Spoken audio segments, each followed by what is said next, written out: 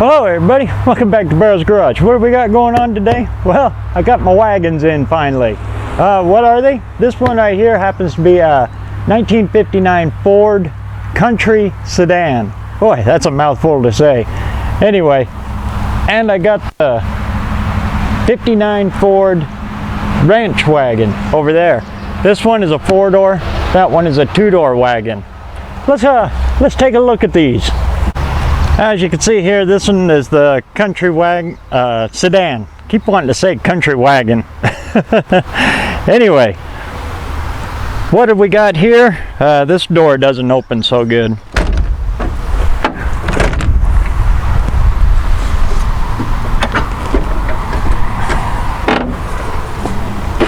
There we go. What do we got in here? She's not in too bad a shape. The floors, they got a little bent up as he was loading it, but the floors underneath here, they actually look pretty good. The fronts, they need some help. But you can see in here where she's at and where she's going. One of the cool things I found in here was the factory seat belts options. Those were kind of rare in '59 because it wasn't required to have them, so you had to special order it with them.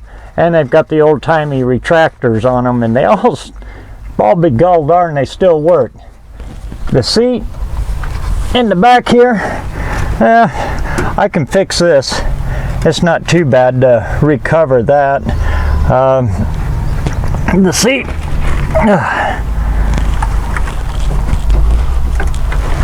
there she goes. Folds up and over. I didn't put this is the leg that comes around and stops it, but you get the idea from here. I need to go from the other side. The back hatch has got a little wowie in it right here. That's actually kind of hard to take out and to fix. But as you can see, I got another one over there. Inside looks actually pretty good. It's in, for what it is, it's actually not too bad a shape. Of course, the tailgate there. The taillight bezels, that one's a little dinged up, but again, I got another one right over there. The back bumper on this one is actually in pretty good shape. I'll run that one. The glass is pretty much there. This is a good spot for some more sticker challenge, right? This window is missing. I'll have to get a window for this side. Drop the seat.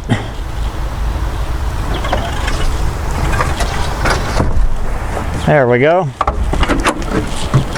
Somebody has scavenged out everything there, but I got a window regulator right there that I can stick in it. All I got to do then is just have some flat glass cut for it, and I got a pattern over there for that one, so it's all workable. The headliners on these are kind of goofy. They're hardboard, just like the hardboard you'd use for door panels. And then it clicks in with those deals up there and holds it all up in place. I'll have to do something a little different with that, but it's no problem. I got an idea for that. You can see the floors in it, actually not too bad a shape. I was really, really surprised.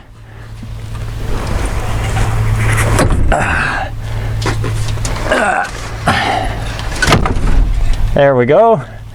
The front seat, yeah, it's gonna need some work, but I'll probably just stick a set of buckets up there to make it work for now. And again, it's a Ford, so the doors close even when she's banged up like this. The front fenders, not too bad, but it is missing the toppers up here. This is a really common rust spot on all the Fords. They rust out like no tomorrow up in here. But amazingly enough, this one, the toppers are all in extremely good shape. So what I'll probably end up doing is cutting these out of this one and moving them over to this one. I'll have to find, this is going to be internet search, but the headlight bezels I'll have to find for a 59. The grill, all in good shape. The hood is missing, but I know that that 58-foot hood over there actually fits this. So that hood is coming over here because I don't need a hood for that one over that 58 over there. All I need for that is the trunk deck. So that hood is coming over here for this one. And the steering box has been removed. Somebody's got the pitman arm. That's all pretty expensive stuff. Well, it's about $1,000 to put all together with everything. It's about $1,000 to rebuild this front end with the Borg-Warner power steering box. They do make an aftermarket one for it, and I can convert this column back over to it because I've still got everything here except for the dadgum pitman arm, which is a very common thing for everybody to snag on these. But also, you'll remember from my other videos, that clutch linkage, now I got 2 of them. I don't remember what the price was on that, but it was expensive for what it is. Now I got 2 of them again, and another 3-speed tranny right back in there. So that's another tranny I can use. The old Y block that's in this one, probably not going to be able to use it. It looks like she's been open for a few years. Oddly enough, you can see in here, it's actually not rusted up too bad. You could probably rebuild that Y block if you wanted to. And I think it is a 312. You can tell the difference because, yep, that's a 4-inch bore. This is probably a 312. That's a rough way to figure it out, but yeah, I can pull block numbers and all that stuff, but I'm not really interested in any of that. It does give me another oil pan for my other Y blocks. Pulley assembly. I know it sounds kind of strange, but that pulley assembly there is extremely hard to get, and possibly that dampener's possibly still good. So that gives me another harmonic balancer, and like I said, the pulley assembly, fan, everything to run my other Y block. So all those parts there, I'll tell you right now, just those parts there, and if the starter's any good, just those is worth more than what I gave for this car. Actually, both of them. I got this and the parts car over here. Let's get into the 2-door. I know a lot of people like the 2-doors in this because they're kind of cool, they're kind of rare, but I'll tell you what, trying to get in that back seat,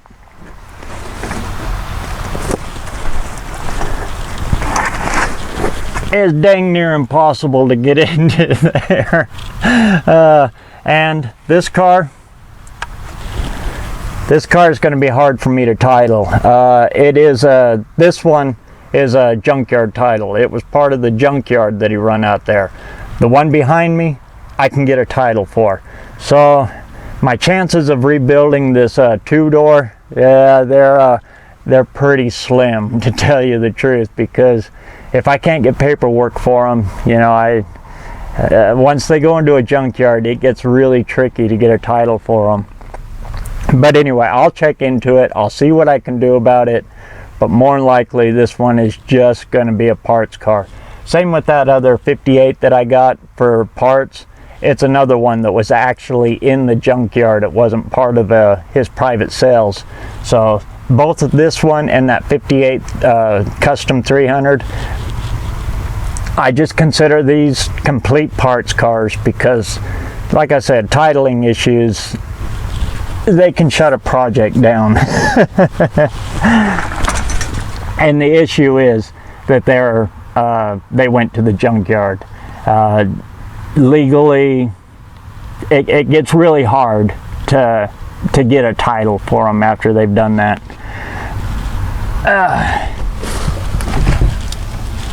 But anyway, that's the 59 wagons that I got, and stay tuned to watch how, like I said, it's gonna be the one behind me, the green one here. That's the one I'm gonna build. The wife has always been after me to get her a wagon. We went to Viva Las Vegas, and they have a whole section there of rat rod wagons, and she just fell in love with them. She loves the little luggage rack on top with a couple vintage bicycles and vintage luggage up there. She just thought that was neater than all get out. So she'd been after me ever since we seen that to get her a wagon and fix her one up. So I think that's the route I'm going to take. After I get the 258s done, I'm going to jump on these for her and build something nice for the wife. Now, as I'm looking around, I think I just found something. Let's take a look. Looky there. This is my 97 Expedition. Now, I've tried to sell this truck a couple of times and to no avail. Nobody really wants it because they're kind of a gas hog, and when gas prices like they are, people kind of shy away from it. But that wheelbase is the same as that wagon over there. So I could take this body off and do, yeah, you're seeing where I'm getting at. Just do a chassis swap possibly and have an all-wheel drive 1959 Ford Country Sedan. Good golly, that's hard to say. I'm thinking maybe that's the way I'm going to go with it. Tell me what you think. Put that 59 on here. It won't be a high-rise four-wheel drive. Lower it to the ground, everything. Yeah, these 35s, they ain't going on there. But I'm pretty sure I can make that work on those wagons over there. So, stay tuned to that. That build's coming in a few years. I just had to get them home and get them out of there. And so they'll go back in the back 40 waiting for the build. But that is an upcoming project. Meantime, I'm going to jump back onto the Mercury there, button it up, and then start again on the Fairlane that's inside the shop. So, get out there and keep that metal hot. And we'll all catch you on the next one, keeping these old American classics on the road where they belong. We'll see you on the next one.